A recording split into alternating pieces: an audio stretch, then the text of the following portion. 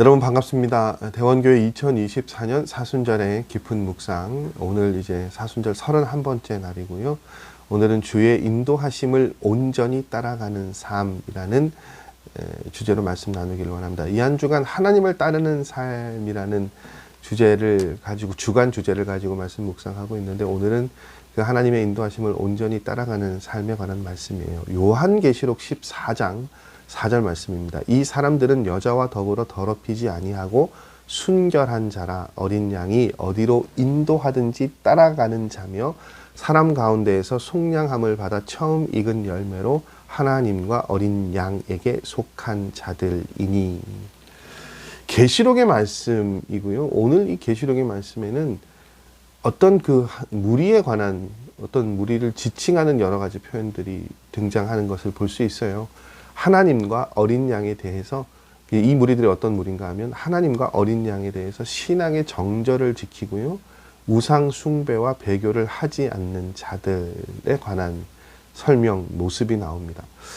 이어지는 말씀을 보면 이런 사람들을, 이 요한계시록의 말씀은 구속함을 얻은 사람이라고 하고요, 바로 이제 14만 4천 명이라고 밝힙니다.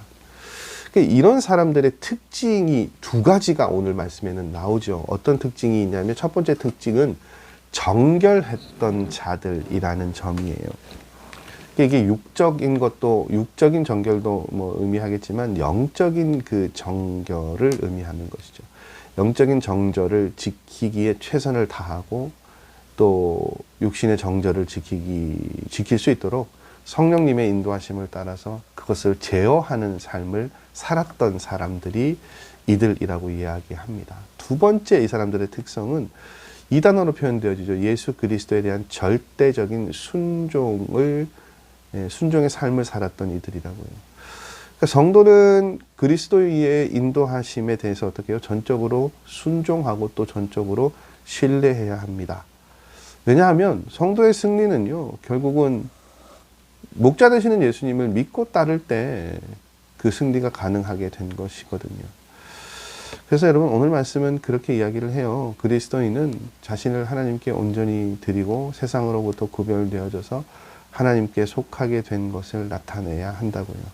또한 예수 그리스도의 삶과 가르침을 온전히 따라가면서 승리하는 삶을 살아가야 한다라고 이야기합니다. 두 가지 다 사실은 굉장히 익숙한 말씀이고 당연한 말씀처럼 여겨지지만, 실제로 여러분, 우리가 살아가는 삶의 모습에 부족한 부분들이 많죠. 아주 당연한 것인데, 영적으로 육적으로 정결한 삶을 사는 것도 참 쉽지 않고요. 참 가슴 아픈 이야기입니다만, 교회 내에 그런 영적으로 육적으로 정결하지 못한 타락한 일들이 목회자들에게서도 일어나고 성도들 간에서도 일어나고, 참 안타까운 삶의 모습입니다. 사랑의 공동체라고 이야기하는데 굉장히 왜곡된 사랑들을 표현하고 이야기하는 경우들도 있어요. 그게 참 어려운 일이죠. 순종 역시 마찬가지입니다. 교회가 참 순종의 공동체이고 순종하는 삶을 살아야 되는데, 교회만큼 분쟁과 분열이 많은 것도 참 찾아보기 어려운 것 같아요. 공동체와 집단이 어떻게, 이 공동체는 만나기만 하면 싸울까? 그런 이야기를 듣는 그런 공동체들도 있죠. 교회 공동체도 있어요. 쉽지 않은 일입니다. 그런데 여러분, 그러한 모습들을 지니고 온전히 이끄시는 대로 따라가는 삶을 살아가기를 하나님께서는 분명히 우리에게 말씀해주고 도전해주고 계세요.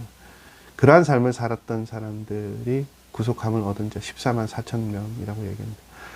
저는 이 14만 4천 명, 그래서요, 여러분, 얼마나 귀하고 얼마나 우리가 따라가야 할 또 그런 삶의 모습들, 모범들을 보여준 비유 속의 말씀 속의 사람들입니까?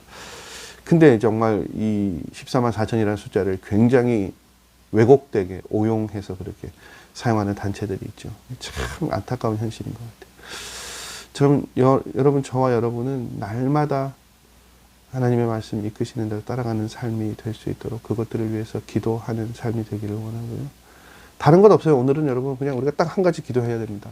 하나님의 말씀에 온전히 순종하며 살아가는 삶이 되게 해 주십시오. 그렇게 기도하시고 결단하시고 그렇게 살아내실 수 있는 저와 여러분의 삶의 걸음 되시기를 원합니다. 저는 내일 사순절 32번째 날 아침 또 다른 하나님을 따르는 삶에 관한 말씀으로 여러분 찾아뵙도록 하겠습니다. 오늘 하루도 여러분 승리하시고 복된 삶의 걸음 걸어가십시오.